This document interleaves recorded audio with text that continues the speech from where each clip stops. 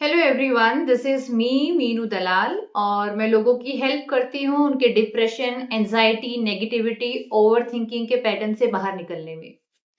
अगर आप अपनी लाइफ में बहुत सारे टूल्स और टेक्निक्स इस्तेमाल करके थक चुके हैं, अगर आप एंजाइटी और डिप्रेशन की गोलियां खाकर थक चुके हैं, अगर आपको सालों हो गए हैं अपनी एंजाइटी, नेगेटिविटी और डिप्रेशन में, तो ये यूनिवर्स का संकेत है आपके लिए कि शायद आपको और गहरे तरीके से अपने साथ काम करने की आवश्यकता है, अपने ऊपर काम करने की आवश्यकता है।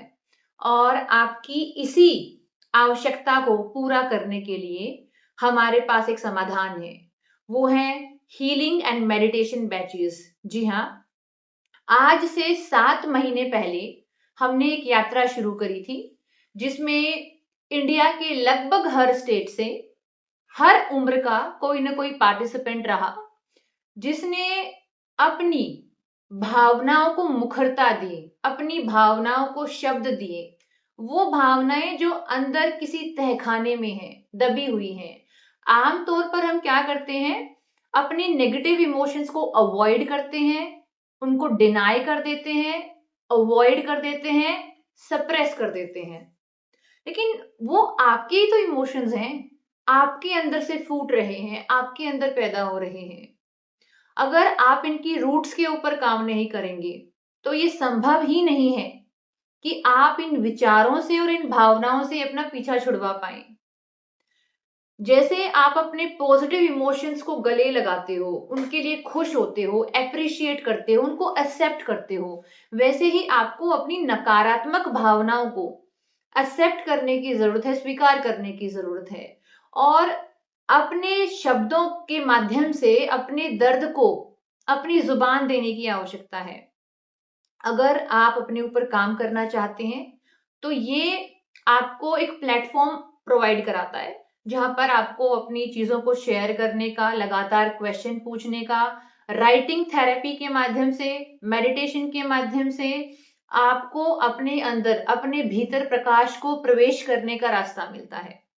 अगर आप इस हीलिंग और मेडिटेशन बैच का पार्ट बनना चाहते हैं तो आप नीचे दिए गए व्हाट्सएप के माध्यम से आप कांटेक्ट कर सकते हैं और इसके लिए इनरोल कर सकते हैं। ये प्लेटफॉर्म कैसे आपकी हेल्प कर सकता है? देखिए, वास्तविकता में ये मनोरोग है, मन का रोग है। मन उलझ गया है, मन उलझ गया है कंडीशनिंग में। जिस परिवार में, जिस समाज में, जिन लोगों के बीच हमारा जन्म हुआ, पालन पोषण हुआ, उनके विचारों को, उनके बिलीफ को, उनकी वैल्यूज को, उनके इमोशंस को हम सीधा अपने ऊपर ले लेते हैं। उस समय तक हमको नहीं जानकारी होती है कि कौन सी चीजें हमारे काम की हैं, कौन सी चीजें हमारे काम की नहीं है।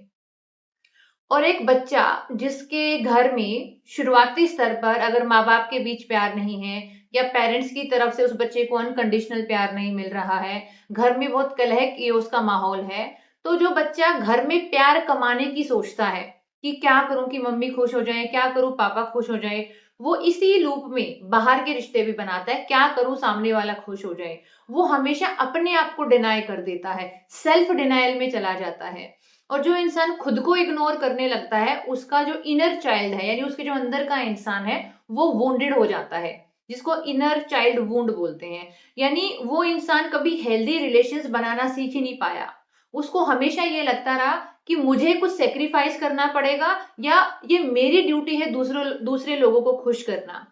यानी जो प्यार जो वो स्वयं को दे सकता था, उसी प्यार को वो कमाने की सोचता है कि पहले मैं सामने वाले को 1 किलो प्यार दूंगा, बदले में वो खुश होगा, तो मेरे दिए हुए 1 किलो प्यार के बदले में वो मुझे 250 ग्राम, 300 ग्राम, 400 ग्राम तो दे ही देगा। और इसी लूप में हम फंसे रहते हैं। और एक समय के बाद हमको रियलाइज होता है कि हम तो 1 किलो प्यार नौछावर कर रहे हैं, सामने वाला 250 ग्राम ही क्यों दे रहा है, वो जो बीच वाला 750 वो कहाँ चला गया। वो इमोशनल पेन में कन्वर्ट हो जाता है। फिर आपको लगातार रिजेक्शन का भाव आता है, आपको लगता है आपको कभी इंब्रेस ही नहीं किया गया, आप कभी लाइफ में बाउंड्रीज बनाना नहीं सीख पाए, इमोशनल बाउंड्रीज, कि बाहर जो भी घटना घटित हो रही है, उस घटती हुई घटना को आप सीधा अपने मन में फील मत करिए, अपने मन में कूड़ा मत डालिए। आपका मन नहीं बना है बाहर हर घटना जो घटित हो रही है उसको अपने अंदर सहेज कर रखने के लिए। आप कूड़ा कलेक्टर मत बनिए, ठीक है। तो ये कॉन्सेप्ट हमको स्कूल में नहीं सिखाए जाते, कॉलेज में नहीं सिखाए जाते, आम जिंदगी में सीखने को नहीं मिलते हैं। हम दूसरे इंसान के, दूसरे व्यक्ति के संघर्ष को अपना संघर्ष बना लेते हैं, अपना इमोशनल पेन बना लेते हैं, स्ट्रगल बना लेते हैं, दूसरे की लिमिटेशंस को अपनी लिमिटेशंस बना लेते हैं, और फिर हम फंसते हैं, अपने ही ट्रैप में फंसते हैं। हम स्वीकृति ही अंदर से पैदा नहीं कर पाते कि हाँ ठीक है, कोई एग्जाम फेल हो गया, कोई रिलेशनशिप फेल हो गया, कोई पर्टिकुलर सिचुएशन, हाँ वो है तो है, हम स्वीकार ही नहीं कर पाते, हम विक्टिम मोड में रहते हैं, हम दर्द को अपनी पहचान बना लेते हैं, रिजेक्शन को अपनी आइडेंटिटी बना लेते हैं। और जो इंसान स्वीकार नहीं कर सकता वो उस सिचुएशन के ऊपर काम कैसे करेगा? लगभग 90% से ज्यादा लोग तो स्वीकार ही नहीं कर पाते उनकी जो यथास्थिति है, बस वो क्वेश्चन करते रहते हैं, भगवान ने ऐसा क्यों किया, हमारा कार्मिक अकाउंट कैसा है, क्या ये हमारे सोल का डार्क फेज चल रहा है, क्या हमारी अवेकनिंग चल रही है। मैं किसी चीज से मना नहीं करती, मैं नहीं बोलती कि भाई भविष्य नहीं है, या अगला जन्म नहीं है, या पास्ट में कोई कर्म नहीं थे, या कोई अकाउंट नहीं था, मैं किसी चीज से मना नहीं करती। मैं बोलती हूँ मान लीजिए सब है, लेकिन उस परम पिता परमेश्वर ने, माँ आदि शक्ति ने हर किसी चीज से ज्यादा आपके प्रेजेंट को मजबूत बनाया है, क्योंकि सिर्फ प्रेजेंट ही है जहां पर आप एक्शन ले सकते हो, सिर्फ प्रेजेंट ही है जहां आप ऊर्जा को महसूस कर सकते हो। भविष्य में तो सिर्फ कल्पना ही है, और जो भूतकाल है उसकी तो सिर्फ यादें हैं, वहां एक्शन टेकिंग नहीं है। तो हमेशा आपका वर्तमान मजबूत रहेगा, हमेशा ताकतवर रहेगा, और वही आपको प्रेजेंट यानी तोहफा देने की कैपेसिटी रखता है एक्शन टेकिंग के माध्यम से। लेकिन जिस इंसान ने दर्द को पहचान बना लिया, जिस इंसान ने विक्टिम मूड को इम्ब्रेस कर लिया, जिस इंसान ने अपने आप को मान लिया है कि वो दुर्भाग्यशाली है, जिस इंसान ने मान लिया है कि वो होपलेस है, वो कोई एक्शन मोड में जा ही नहीं सकता, इस तरह के व्यक्ति को कोई मदद करना संभव ही नहीं है, क्योंकि वो रिसीविंग मोड में नहीं है। अभी वो सिर्फ अपने दर्द को बयां करना चाहता है, और उसके लिए भी व्यवस्था है। मैं किसी हीन दृष्टि से नहीं देखती, कोई इंसान अगर अपने दर्द को बयां करना चाहता है, रोना चाहता है, अपने दुखड़े सुनाना चाहता है, उसके उस दुखों के लिए भी हमारे प्लेटफॉर्म पर जगह है। कि हम जो लोग हैं, जो सेशन में हम पार्टिसिपेट करते हैं, कुछ हमारे पार्टिसिपेंट जो महीनों से पार्टिसिपेट कर रहे हैं, कुछ 2-3 महीने से साथ में, कुछ अभी नए जुड़ेंगे, और ये सब लोग एक सिमिलर बैकग्राउंड से आते हैं कि इन सभी लोगों ने अपनी लाइफ में कहीं ना कहीं खुद को इग्नोर किया है, सेल्फ लव नहीं किया है, कहीं ना कहीं इमोशनल प्यार के लिए, इमोशनल अटेंशन के लिए, केयर के लिए रिश्तों के पीछे भागे हैं, तो इनको उस पेन का पता है। तो यहाँ पर ये प्लेटफॉर्म आपको एक जगह देता है, एक स्पेस देता है, एक हेल्दी और एक सेफ स्पेस देता है कि आप अपने दुख को जाहिर कर सकते हैं, अंदर से खाली हो सकते हैं। जिस दिन खाली होंगे तो रिसीविंग मोड में भी आ जाएंगे। रिसीविंग मोड में आप चीजों को सीखेंगे, इम्ब्रेस करेंगे, अपनी ऊर्जा का हिस्सा बनाएंगे, और अपनी ऊर्जा का हिस्सा बना करके आराम आराम से एक्शन मोड में आएंगे। तो इसीलिए, ताकि आप एक्सेप्टेंस सीख पाओ, आप सरेंडर सीख पाओ, आपके अंदर एक गहरी समझ विकसित हो पाए कि देखिए जीवन का हर हिस्सा कंट्रोल नहीं किया जा सकता है। कुछ चीजें अनसर्टेन थी, अनसर्टेन है, अनसर्टेन ही रहेंगी। लाइफ में हमेशा कियोस रहेगा, इंट्रोपी रहेगी।